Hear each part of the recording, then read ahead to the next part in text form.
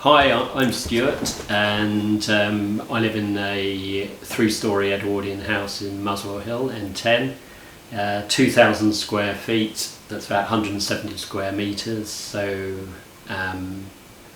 that's got 28 windows, end of terrace, and all the original features. So that's wooden floors, solid brick wall, so there's no cavity. The original sash windows, coving, dado rail, etc, etc. And I'll just talk for a few minutes about how we've managed to reduce the energy usage of this house by what I would think was 90% compared to UK average for a similar property. So our utility bill for this house, that's combined gas and electricity, is about £150 per annum. So that's per annum, yearly, not per month. So this is very, very low. As I say, I know people who pay twice as much per month. And what's more, it's a cosy house. So the things we've done in this house, working from bottom to top, we've insulated under the floors with sheep's wool. We've put internal wall insulation on the walls. We've got secondary glazing on all the windows. That's a Magna Glaze system. We have solar panels on the roof, so that's PV for electricity, and what are called solar thermal for hot water. So we can basically turn our boiler off most 8 months of the year, because we've got everything from the sun.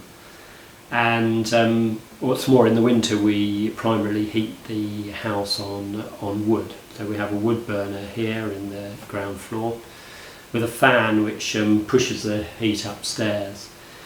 So this is not just about running the wood burner all the time. We've insulated and done all the draft proofing in the house, so when we have the wood burner running, we only have to run it for 2-3 hours a day, and that provides enough heat to not only heat the room that I'm sitting in now, but the heat will go into the rest of the house, and you have the wood burner in the evening. It's still nice and cosy in the morning. So that's what we've done, and this has taken probably 10 years. We've done it incrementally, and it saves energy, saves money, and it's a much nicer place, comfortable place to live.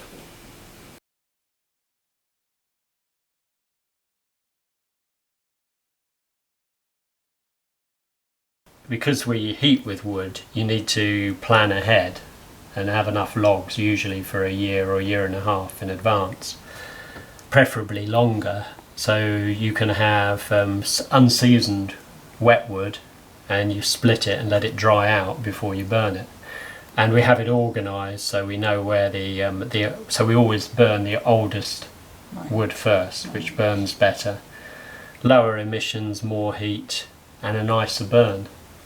Right, and the sedum roof doubles as a good wood storage area, doesn't it? Yeah, well, the sedum roof is, all the flat areas we've put a sedum roof on, because, well, why wouldn't you? It's a DIY project, and it provides a habitat for insects and in particular bees, and my wife is a beekeeper, so she's keeps her very happy. And they look lovely and pink in summer. They can look really good. It depends the type of sedum you use. Sedum is a generic term, so you can get green sedum, pink sedum. But the main thing about sedum is it doesn't require much soil, and it doesn't require much water, so you don't have to water it. And because there's not much soil there, you don't get other weeds, so you don't have to weed it. So it's basically maintenance free, fit and forget. Yeah, great. And a DIY product that you can do.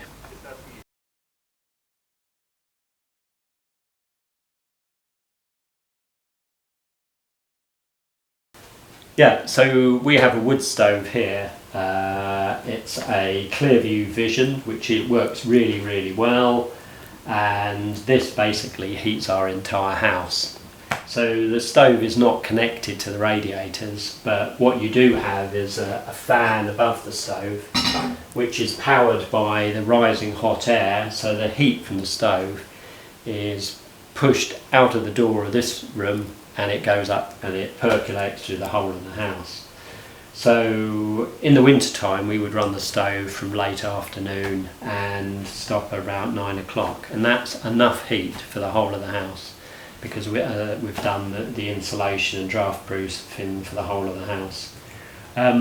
If you're going to burn wood, you need to burn dry wood and be organised, and as I say, we have lots of logs in our garden. You can tell a log that's dry, you see the shrinkage cracks, which you can see at the end of the log from the log drying out, or you could use a moisture meter, but after a while you can feel whether it's a dry log by the weight and just look at it, that's a dry log.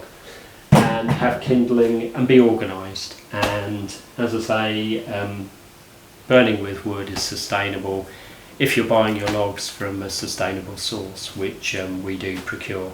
And whilst I'm here, just to plug for the Bible of wood burning is this snappily entitled Norwegian Wood Chopping, Stacking and Drying Wood the Scandinavian Way, which actually was a bestseller in the UK I think about 2 years ago, and it's absolutely brilliant, tells you everything you need to know.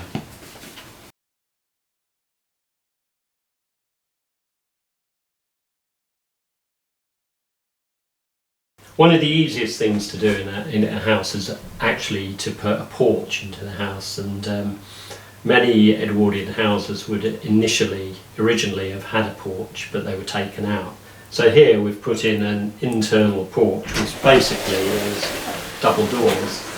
So in the winter you'll have both doors closed and you'll never open the two doors at the same time. So you're basically creating an airlock, so when you come in from outside you haven't got all your hot air in the house rushing through the door there. So yeah, the outside door, which is the original door with the stained glass, some secondary glazing, a double letterbox on there, and the internal door which I've put in, and without damaging the original flooring, the picture rail or the dado rail, so it's freestanding.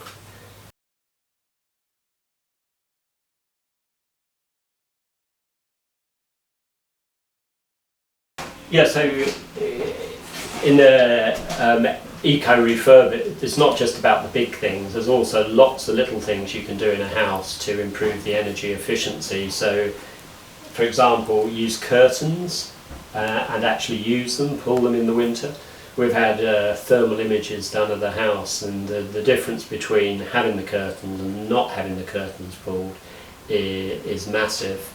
You can also open up above your attic, so there's still space above that, which if you get access to, you can put even more insulation in the attic there. This isn't finished since then, but there's always more you can do here. In the attic here we've got the ability to close off the attic completely by put a door in at the top of the stairs. So when we're heating the house, we don't want to heat the attic if we're in the evening we're downstairs or in the bedrooms. And another thing you can have is you have double doors on all your storage. So with a door like that, you're never really going to seal the door very well, however much brush seal you put in it. But if you put a secondary door in there, you've got a complete seal. So all these doors have got a double seal, they're all double doors.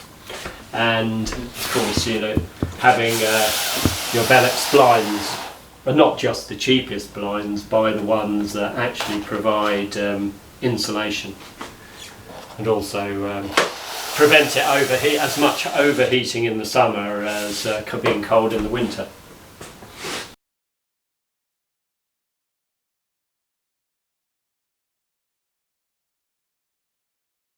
Okay, so underfloor insulation, what does that actually mean in an old house? Well, in old Edwardian houses you have floorboards that sit on joists, but under that is basically a void, which is the outside. Most people, when they expose the floorboards, they actually don't do any insulation, so you end up living in a drafty house because of the gaps between the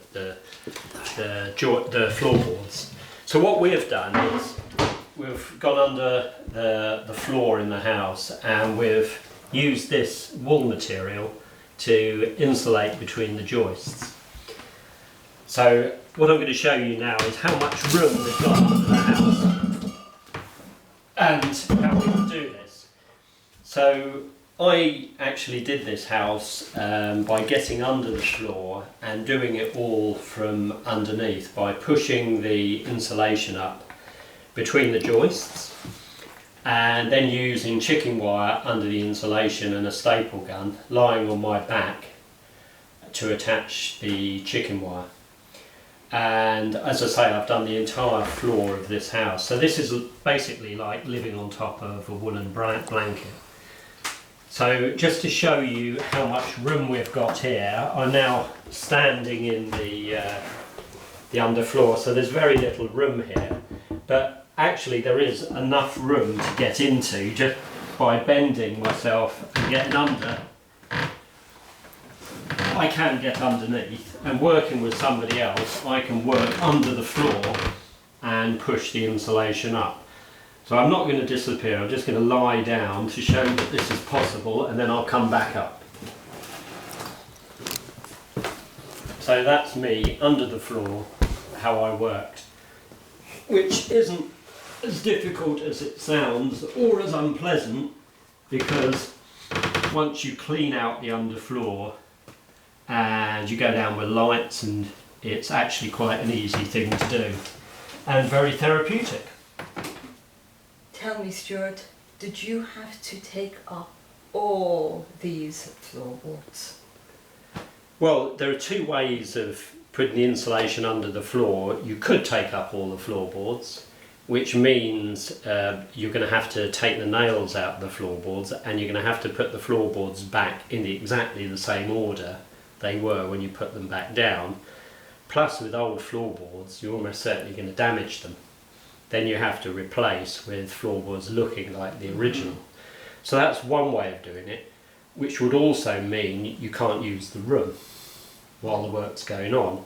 Or you can do what I've done, is just make yourself a trapdoor, go in and do the work from underneath, which means you can do a bit at a time, and you end up with storage, which is actually quite good for your wine. Keeps it at a nice temperature.